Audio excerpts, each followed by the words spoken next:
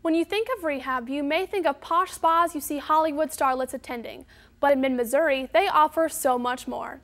Natalie Zhang from Brigham Hills High School in Armonk, New York, found out how mid-Missouri treatment centers are helping those who are abusing drugs.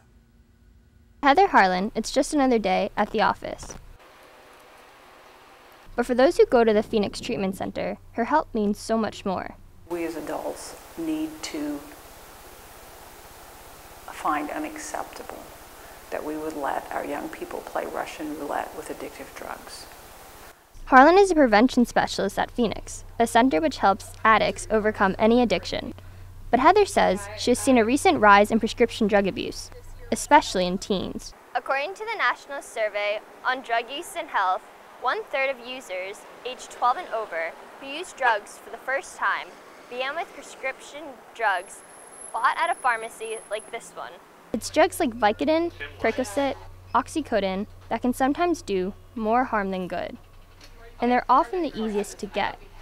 And some parents make it easy for their kids to get their hands on the drugs by leaving pills in medicine cabinets.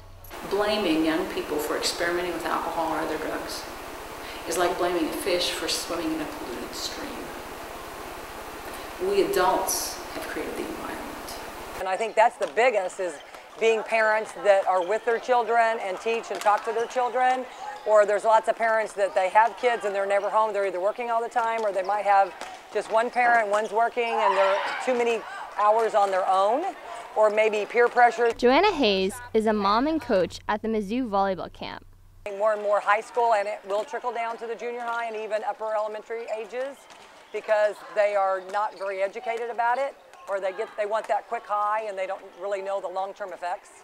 And she's not the only one who is concerned. Now my 14-year-old is going to be a freshman this year in high school, so I'm very, very worried about it, because obviously peer pressure is something, everybody has to worry about. But Heather says there are steps a parent can take to prevent anyone from abusing prescription drugs. And prescription drugs to take that very seriously, to lock them up, monitor them, count them, and when you're done with them, to dispose of them properly.